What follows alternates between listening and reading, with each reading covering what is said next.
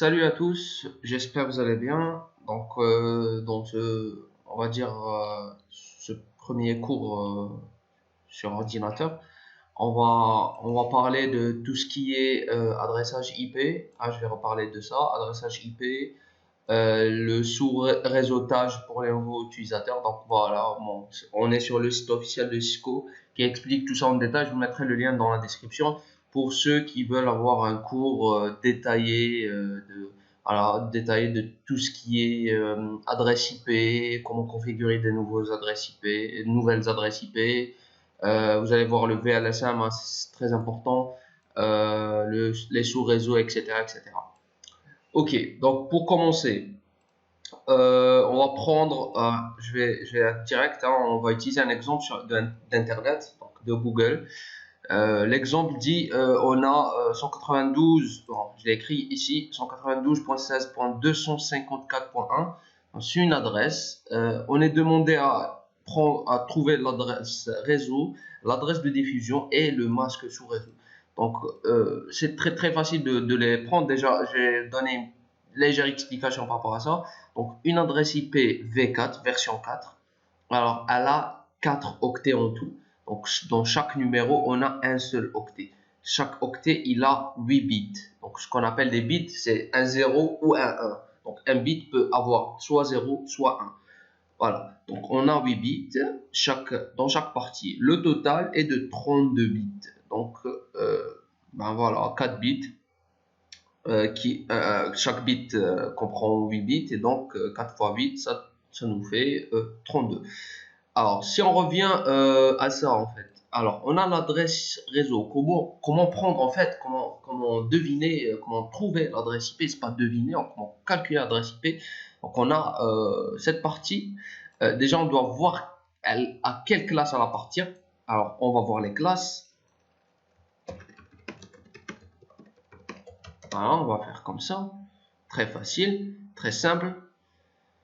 Et, bon, ça, c'est pas ça. Voilà.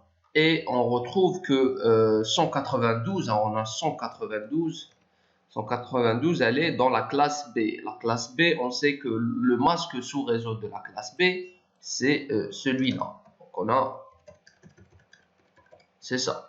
Donc pour comprendre comment on va, donc on a cette partie qui est partie réseau et voilà, cette partie. Et cette partie-là, c'est la partie, on va dire, machine. Voilà. C'est ça. Donc, on a deux parties. Partie machine, partie réseau. Et c'est tout à fait normal. Donc, dans notre cas, on va mettre la partie machine à 0 pour trouver l'adresse réseau. Alors, l'ordinateur, comment il trouve l'adresse réseau? C'est qu'il prend la partie machine, il la rend à 0. Donc, elle devient 0. Et il trouvera l'adresse réseau parce que le réseau, c'est la partie, cette partie. Donc, l'adresse réseau, c'est cette partie plus la partie machine qui est mise à 0. Donc, ce qu'on va trouver, on va avoir quelque chose du genre. Bon, on va prendre directement, voilà. 1, 2, 3, 4, 5. Alors, 8. C'est ça. Donc, c'est ça notre adresse réseau, mais on l'a en binaire. Donc, on a traduit la partie réseau, la partie machine en 0, et donc on l'a en binaire. Là, ce qu'on doit faire, c'est que on doit la translater en décimale. La conversion du binaire, bon, du décimal au binaire, vous la trouvez sur internet, c'est très facile, hein. Donc on a 77 par exemple dans cet exemple, on le divise par 2 jusqu'à avoir des numéros de 0, 1 dans le résultat, et on compte du bas en haut, on trouvera la combinaison binaire du nombre 77. Mais moi, je vais pas m'amuser à jouer à ça. Il y a des sites qui le font. Je vous le déconseille carrément. Il faut comprendre comment le faire. Sauf que moi, à défaut de moyens, je peux pas vous expliquer ça sur une tablette ou quoi que ce soit. Si j'étais en présentiel, je le ferais. Mais comme ça, on va éviter de perdre notre temps. Alors, on a ce numéro, donc on va le convertir. À votre avis, hein, il va donner combien? On va le mettre en binaire. Donc, il va donner 172. C'est normal. Donc, c'est ça. On n'a pas touché à ça. Hein. On n'a pas touché, donc ça reste comme ça. Donc, notre adresse réseau, c'est on va dire ça. Alors, ça, c'est notre adresse réseau. Donc, c'est vraiment facile de la trouver, hein. Donc, l'ordinateur utilise ça comme adresse réseau. Ok, ce qu'on appelle une adresse de diffusion. C'est quoi une adresse de diffusion? On va trouver ça rapidement chez moi. Adresse de diffusion. C'est très simple, hein. En anglais, ça s'appelle broadcast. Alors, il n'y a pas de schéma pour ça. Voilà. Donc, l'adresse de diffusion, c'est que quand un ordinateur envoie à l'adresse de diffusion, bon, c'est pas celle-là, ça c'est un exemple, hein, le message va être transmis à tous les utilisateurs, à toutes les machines. Donc, toutes les machines lisent le paquet. Donc, voilà. Sauf le routeur. Alors, le routeur, il va pas laisser l'adresse de diffusion le dépasser. Ah, lui, il bloque tout ce qui est domaine de diffusion. C'est un séparateur de domaine de diffusion. Donc voilà. Si on revient, voilà, on revient ici. Adresse de diffusion, c'est quoi? C'est la partie machine, c'est ça, la partie machine, elle devient des 1. Donc voilà, en binaire, ça nous donne ça. Ça nous donne, voilà, ça nous donne, voilà, ça nous donne ça en partie machine. Donc ça, c'est notre adresse de diffusion. On l'a, c'est bon.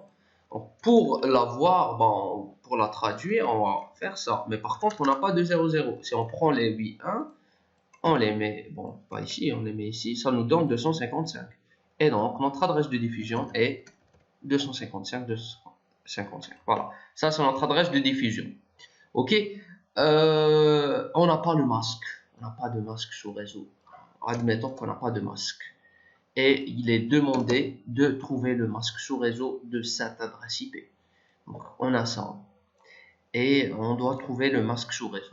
Alors, le masque sous réseau, c'est quoi? C'est que quand on l'applique sur ça, ça c'est notre adresse au temps normal. Quand on applique un XOR, alors XOR, je vous laisse le découvrir sur Internet, hein. Il est... Alors, je vais faire une légère explication. XOR, bon.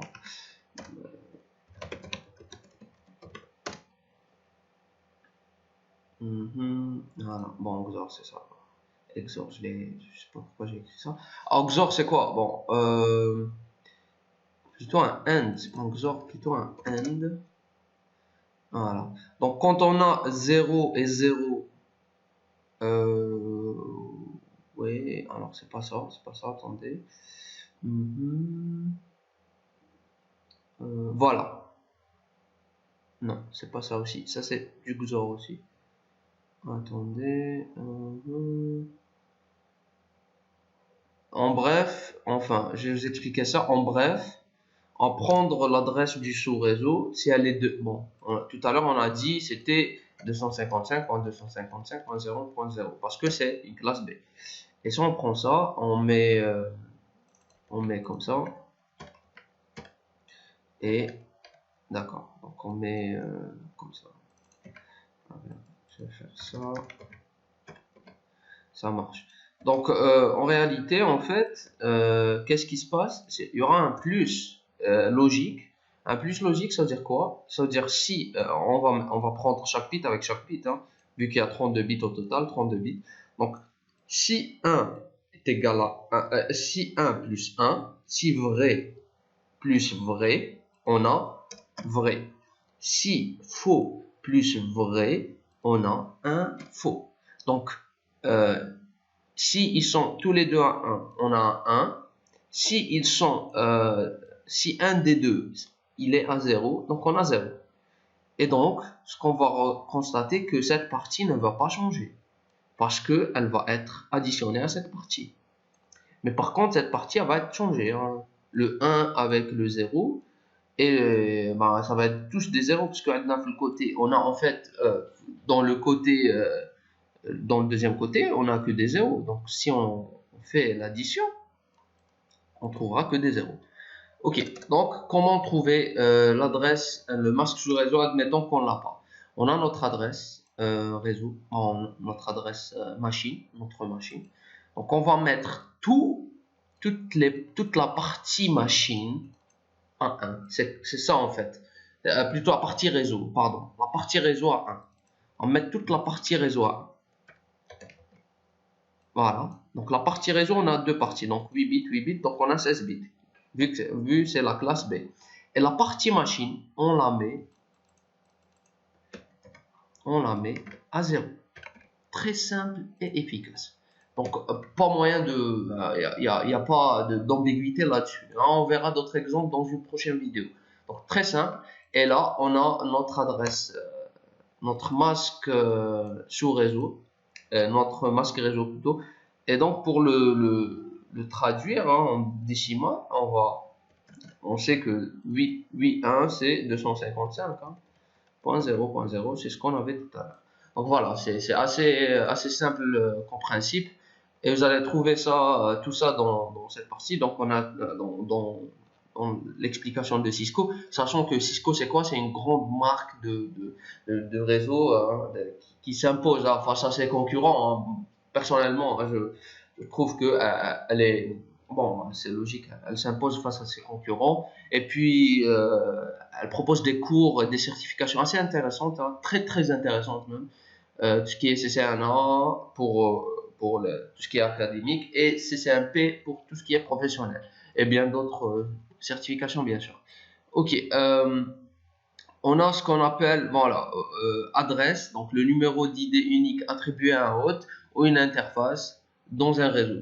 Oui, alors dans un réseau, on va pas trouver deux adresses de deux ordinateurs qui ont la même adresse. Hein. IP, ça c'est impossible. Il faut qu'ils ont plusieurs adresses différentes, deux adresses différentes, pardon. Vous allez trouver tout ce qui est sous réseau, explications, etc. Donc avec des calculs, etc., etc. Et je vous conseille de voir tout ça. Les classes aussi, hein, classe A, classe B, classe C, classe D, classe E. Hein, ne vous attardez pas sur ces deux-là. Essayez de voir que les trois premières qui sont plus intéressantes pour les débutants. Voilà. Vous allez voir les masques sous réseau, masque réseau, masque sous réseau. Voilà, donc la classe A et la classe B, la classe C, etc. Voilà, je vous conseille de voir tout ça. Je vais vous mettre le lien dans la description. Et dans la prochaine vidéo, on va voir tout ce qui est Packet Tracer. Donc c'est un outil développé par Cisco. On peut utiliser des switches, des routeurs, des ordinateurs, on va dire. Voilà, donc plein de choses pour faire un réseau et pour faire plusieurs bâtiments, etc. Et c'est ce qu'on va apprendre en fait. Bah, allez, je vous laisse, je vous dis à bientôt j'espère et bon courage.